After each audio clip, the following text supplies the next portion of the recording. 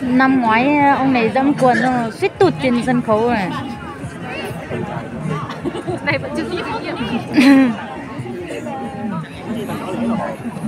Năm ngoái chỉ còn khoảng mấy giây nữa thôi là hỏng luôn đấy. Ngoái á? Vâng. Sao? Năm ngoái bạn này vì quần hơi dài nên là nhảy một tí chỗ sắn lên kìa nó bị tuột xuống, xong là tự mình dẫm vào cái quần của mình xong tuột.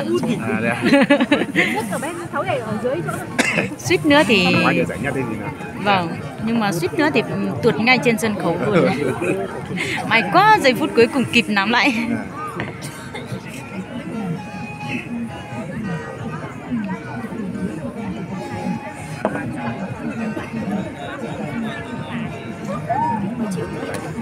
Có vẻ mệt.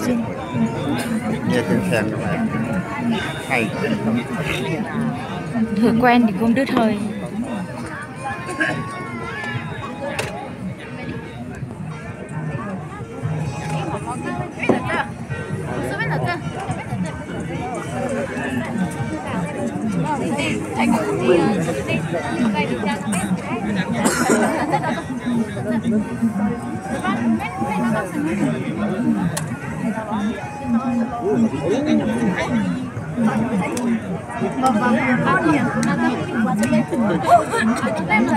Không ấy nè, nộp nè.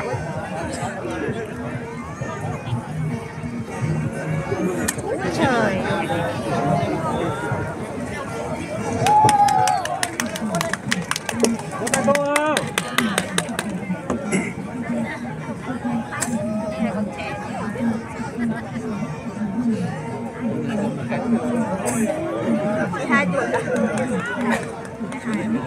Em nhìn thấy chơi đặc sắc rồi. Chú là dên đa nhất rồi.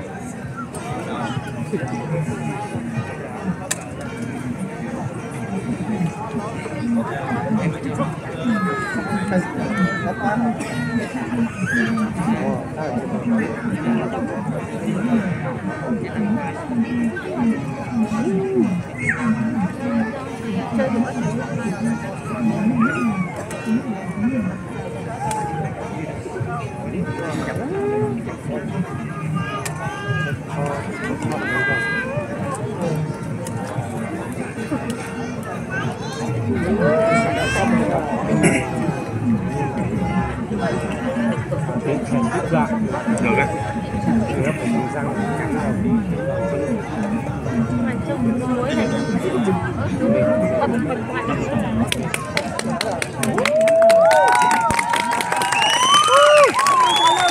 thành công rồi.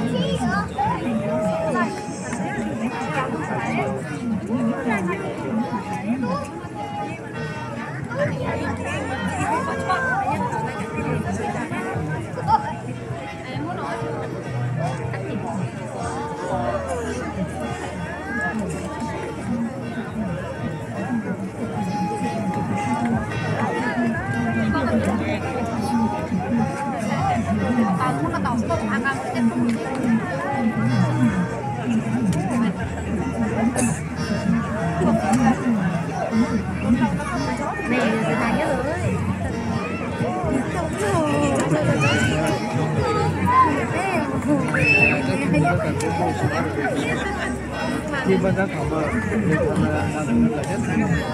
thì là nhất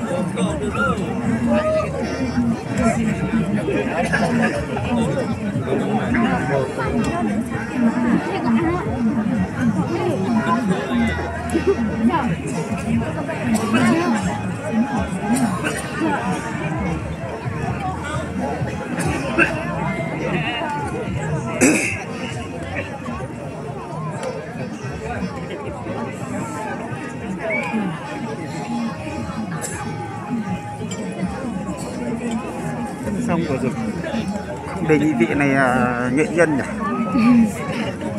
Danh thắng có một nghệ nhân. Chắc là do như kiểu là nhảy thì giỏi nhưng mà khen thì chưa biết thì nhiều.